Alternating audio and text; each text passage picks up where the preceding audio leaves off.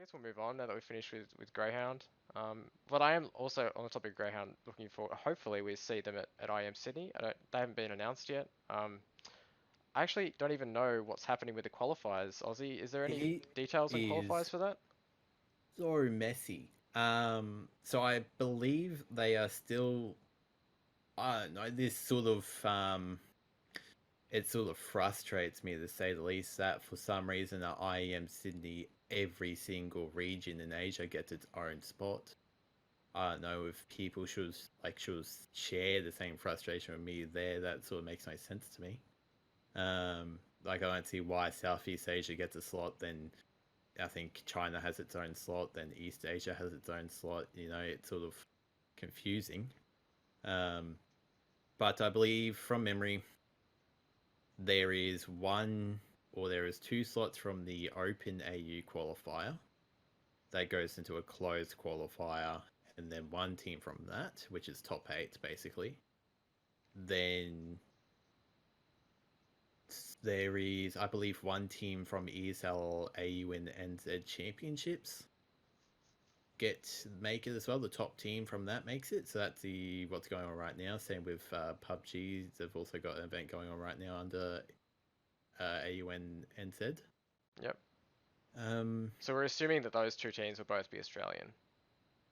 oh yeah, so those are the teams actually playing in Australian leagues and Right. qualifiers right now. Yep. I don't believe Greyhound are in AU NZ champs. If they're not, then I think we can basically outline the fact that they've been invited. So then there's, apart from those two qualifier leagues, and then the rest are all Asian qualifiers. Yeah, for some reason Asia just gets a lot of qualifiers. I'm trying to bring it up on HLTV right now. Mm. I mean, maybe ESL's just assuming that there's already going to be 4 Australian teams there. So, um, It was the same at sorry, that was my dog. If that came through the mic, um, there has always sort of been a lot of slots for Asia. I'm just trying to quickly bring it up now. here we So go. I am Sydney. So Valkyrie in chat said 8 teams currently invited, 3 more invited slots, 3 Yeah. AS. So I assume that's So Asia slots. Asian Yeah. slots, and then And 2. then there's 2 Oceania slots. Okay. Thank you, Valkyrie. Yeah, so Yeah, thanks that's for what I that. thought. So there's one from the Open Quals, which goes to a close, and then there's also the Championship Series that gets one team through. And then hopefully Greyhound are one of the last 3 invited teams. I think the most recent one from memory that was announced was NRG. I know Renegades have already been invited. They obviously would be the first team or second team invited. Yeah, I saw there was Renegades, FaZe, MIBR, Liquid. I'll quickly put up. Okay, so big. That says Europe, so they must have made a qualifier.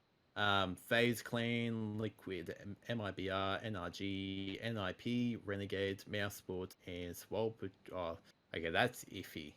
The North America qualifier, because the team that qualified was Swole Patrol, and then E United took the core of that roster. Yeah, so E United's now going. Possibly, I did actually look into that. At IEM New York, so the most recent IEM event that wasn't the major. Obviously, majors have different rule books. IEM announces through qualifiers the team or the position title. I can't remember the word, but basically the title certificate that's given to the team is given to the legal entity of the team, so the organization. So I'm going to guess that is why HLTV still has Swole Patrol listed, but I believe other websites do have E United. Alright, So well, that is iffy. we'll see what happens with that. Yeah, that's what I am waiting to hear. Because that's the whole reason why, IEM come well, out. that's probably one of the major reasons why E United picked up that core, because they had the IEM Sydney slot, or so they thought. Most likely. So if that turns out not to be the case, then E United is up shit creek. Exactly. I believe. I'm not really sure how Swole Patrol sort of sits on the, I guess, organization ladder. If you get where I'm coming from Yeah, I there. know, I understand. Yeah, they're probably So who knows? EU9 probably got away with taking those players for free. I'm gonna be completely honest. If you look at the history, the owners of EU United, or founders and owners, are the previous owners of Enemy GG, organization that shut down in 2016, I think, from memory. And back under Enemy GG, they had a history of just yoinking players, without paying through or following up contracts, especially from teams or smaller entities. So who well, knows? we'll just have to wait and see, I guess, what the ruling We is. could be seeing a lot of drama unfold in NACS soon that will be related to IEM Sydney, but 'Cause it's a bit over a month away, isn't it? It's early April. No, early May. April 30, Yeah. so the end of Yeah. Oh well, we'll have to wait and see. Yeah. I mean, I'm assuming that Greyhound will get in somehow. And then there'll be some Asian teams and. I think from memory they were actually invited to last year's IEM Sydney. Mhm. From memory, there was both Renegades and Greyhound were invited. Yeah. So I personally will actually be quite salty, to say the least, if Greyhound don't get invited. Yeah, I think it would Especially be. after how they performed at the major. Yeah, I don't think it would be a good move from ESL not to invite Greyhound with their rise over the last year since the last IEM Sydney.